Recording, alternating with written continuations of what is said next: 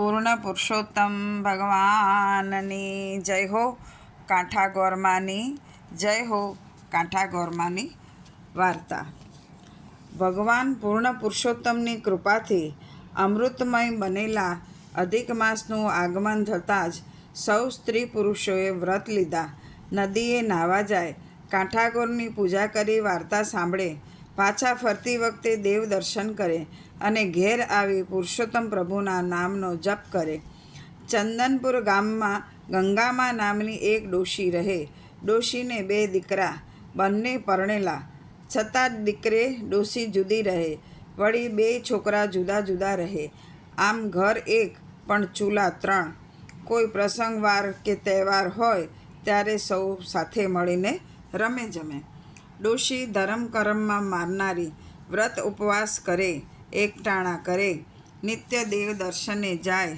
અધિક માસ આવ્યો એટલે ગંગામાએ તો વ્રત આદર્યા, સાથે નાની વહુએ પણ વ્રત લીધા.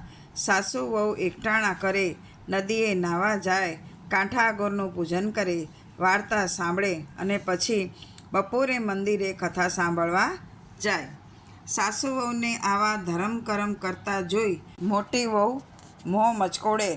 એ હતી પૈસાદારની દીકરી, લાડકોડમાં ઉછરેલી, પહેરવા ઓઢવાની શોખીન, ધર્મ કર્મને ધતિંગ માનનારી, વળી રૂપનો અંબાર એટલે ગર્વનો પાર નહીં, એમાંય પૈસાનું અભિમાન ભળ્યું, પછી દેવ દર્શન ક્યાંથી સૂજે. નાની વહુ ગરીબ મા બાપની દીકરી હતી.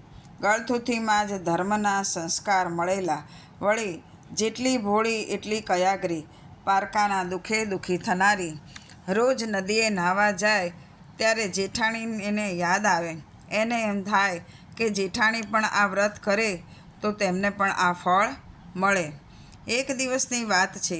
ભોળી દેરાણી ગઈ અભિમાની જેઠાણીના ઘરે અને ભોળા ભાવે કહેવા લાગી, ભાભી રે ભાભી, પવિત્ર પુરુષોત્તમ માસ ચાલે છે, ચાલો ને અમારી સાથે નદીએ નાહવા, ત્યાં કાંઠાગોરનું પૂજન કરશું, અનેક ઘણું ફળ આપનાર પૂર્ણ પુરુષોત્તમની વાર્તા સાંભળીશું. એ શોક તાપને હરનાર છે અને સુખ શાંતિ દેનાર છે. પછી દેવ દર્શન જઈ કથા વાર્તા સાંભળીને પરલોકમાં લઈ જવાના પુણ્યના ભાથા બાંધીશું. આ સાંભળી જેઠાણી મોં મચકોડીને કહેવા લાગી, જા બાઈ જા, હું તારા જેવી વેવલીએ નથી કે નવરીએ નથી. સાસુ વહુ કરે રાખો ધર્મ અને બાંધો પુણ્યના પોટલા. નદીએ નાહવા જાઓ છો કે પારકાની નિંદા કરવા જાઓ છો એ હું જાણું છું. કાંઠાગોર એના ઘેર અને હું મારા ઘેર. બાઈ, મારે તો ઘડીએ નવરાશ નથી. મારે તો ધણી પેઢીએથી આવે, પુત્ર નિશાળેથી આવે, દીકરી સાસરીએથી આવે, વહુ પિયરથી આવે. મારે તો સગાએ ઝાઝા અને વાલાએ ઝાઝા. મારે તો 32 ભોજન બનાવવાના અને 33 શાક રાંધવાના. મારે તો બાઈ કપાળે ટીકો ને કાંખમાં કીકો, ઝૂલતું પારણું ને ઘમ્મર વલોણું, ખદબત્તી ખીચડી ને સુવાવડી દીકરી. બાઈ રે બાઈ, તમ તારે કરો વ્રત અને ભરો ભૂખ્યા. અભિમાની જેઠાણીના આવા વચન સાંભળીને ભોળી દેરાણીને અતિ દુઃખ થયું. પૂર્ણ પુરુષોત્તમ પ્રભુનું અપમાન એનાથી સહન ન થયું. તેથી તેની આંખોમાં જળજળી આવી ગયા. દેરાણી તો ઓટલે બેસીને માળા ફેરવતી સાસુ પાસે ગઈ અને બધી વાત કરી. ત્યારે સાસુમાં બોલ્યા, જે કરે એ ભરે, વાવે એ લણે. પ્રભુ જ માણસને સુખ આપે છે અને સુખ મળ્યા પછી પ્રભુને જ એ ભૂલી જાય છે. જેણે માનવ દેહ ધારણ કરીને પૂર્ણ પુરુષોત્તમની ભક્તિ ધારણ નથી કરી એવાના જન્મારો વ્યર્થ છે. મોટી વહુ સમજે તો સારી, નહીંતર એના ભાગ્ય ફૂટેલા જ છે. કાંઠાગોર રીઝે તો ધનધાન્યનો પાર ન રહે અને ખીજે તો કોઈના નહીં. આમ દિવસો વીતતા ગયા. દેરાણીના દિવસ ધર્મધ્યાનમાં જાય છે. જેઠાણી સાંસારિક વાસનામાં એના દિવસો જાય છે. એની પાસે ધર્મ કર્મ કરવાનો વખત નથી.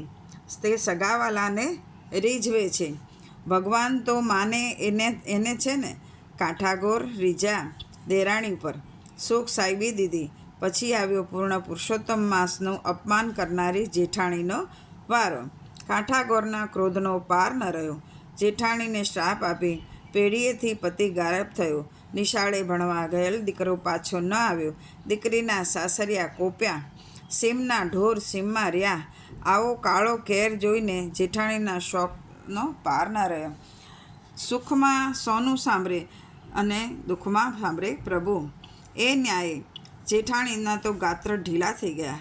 રડતી ગઈ દેરાણી પાસે જઈને કાળા કેરની વાત કરી. દેરાણી સમજી ગઈ કે આ બધો કાંઠાગોરનો કોપ છે. પણ અભિમાની જેઠાણીને કાંઈ કહેવાય નહીં. કહે એ તો ભાડે વડું ચડું. એટલે એ તો ગઈ જેઠાણીને સાથે લઈને ચીકણી સૂંઘતા સાસુ પાસે. જેઠાણી તો લાકડીની જેમ સાસુના પગમાં પડી ગઈ. આંસુથી સાસુના ચરણ પખાળવા લાગી અને કહેવા લાગી, માડી, મારે તો પતિ ગયો ને પુત્ર ગયો, ઢોર ગયા ને ઢાંખર ગયા, સવળા પડું તો અવળા પડે છે. માટે કંઈક રસ્તો મને ચીંધો. આંગળી ચીંધ્યાનું પુણ્ય થશે.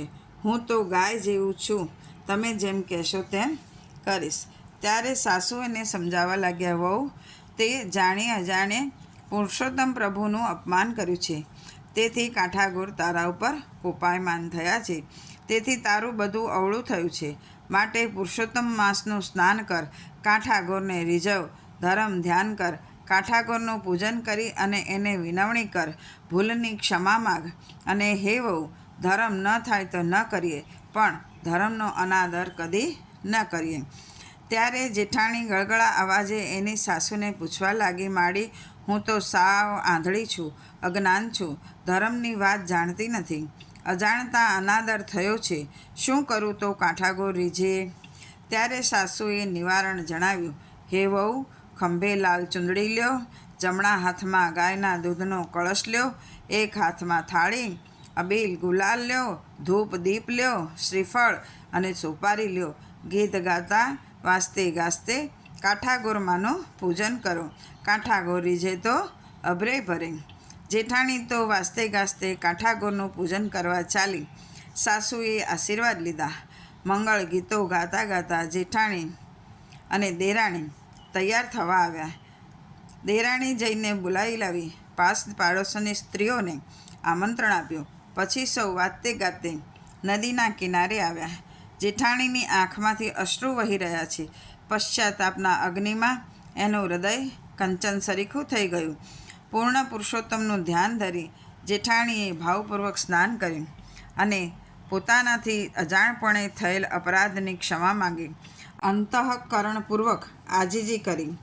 પૂજન પછી એક ધ્યાને કાંઠાગોરની વાર્તા સાંભળી, ચૂંદડી ચડાવી અને ખોળો પાથરીને સર્વના મનોરથ સાકાર કરનાર એવા ગૌરીમાને વિનવણી કરી અને કહ્યું કે, હે મા, જગતનો નિયમ છે કે પુત્ર કુપુત્ર થાય, પણ માતા કુમાતા ન થાય. તું તો મારી માતા છું, હું તારું બાળ છું. મુજ અંધ અને અજ્ઞાનને ક્ષમાનું દાન દો. અભિમાનમાં અંધ બનેલી મેં તમારી અવગણના કરી છે, પણ હવે મારી આંખ ખુલી ગઈ છે. હે માતા, મારા ઉપર દયા કરો. હવે હું આવી ભૂલ નહીં કરું. ધર્મનું ધ્યાન કરીશ. જેઠાણીની આર્દ્રસ્વાણી સાંભળી સાચા પશ્ચાતાપથી ગૌરીમાએ અત્યંત પ્રસન્ન થયા. જેઠાણીનો પતિ અને પુત્ર કુશળતાથી પાછા ફર્યા. દીકરીના સાસરીએથી સારા સમાચાર આવ્યા. સીમની ગાયો સીમમાંથી પાછી આવી અને સૌ સારાવાના થયા. જેઠાણીએ તો તરત જ સંકલ્પ કર્યો, હે ગૌરીમાં, તારી કૃપાથી મને ગુમાવેલું બધું પાછું મળ્યું છે. હવે હું પુરુષોત્તમ પ્રભુ જેના અધિષ્ઠાતા છે એવા અધિક માસનું પૂર્ણ શ્રદ્ધાથી વ્રત કરીશ. વ્રતની પૂર્ણાહુતિના સમયે બ્રહ્મભોજન કરાવીશ. અન્નદાન વસ્ત્રદાન કરીશ. નિંદા નહીં કરું. અસત્ય નહીં આચરું. હું પદનો પણ ત્યાગ કરીશ. જેઠાણીના આવા સંકલ્પથી દેરાણીને અપાર આનંદ થયો. મોટી વહુ પણ ધર્મ ધ્યાનમાં વળી, તેથી સુખ સાસુને પણ સાંપડ્યું. એ ઘરમાં સુખ સમૃદ્ધિ છલકાવા લાગી.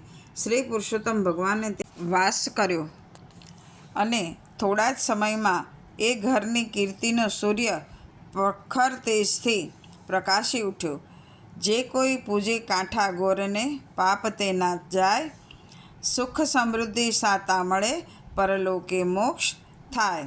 હે કાંઠાગોર, પશ્ચાતાપથી શુદ્ધ બનેલી જેઠાણી, તેની દેરાણી તથા સાસુને જેવા ફળ્યા છો તેવું તમારા વ્રતને શ્રદ્ધાથી જે કરે તેને ફળજો. બોલો કાંઠા ગોરમાની જય હો. પૂર્ણ પુરુષોત્તમ ભગવાનની જય હો.